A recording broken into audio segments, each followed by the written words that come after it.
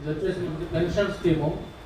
Employees ఎలా అయితే ఉద్యోగస్తులు 60 సంవత్సరాల వయసు దాటిన తర్వాత పెన్షన్ అనేది తీసుకోవడానికి అర్హులు అవుతారో, అలాగే అసంఘటిత రంగ కార్మికులు ఎవరైనా ఏ పని చేసే ఎవరైనా నెల ఆదాయం 15 శ్రమయోగి మాన్ధన్ యోజన.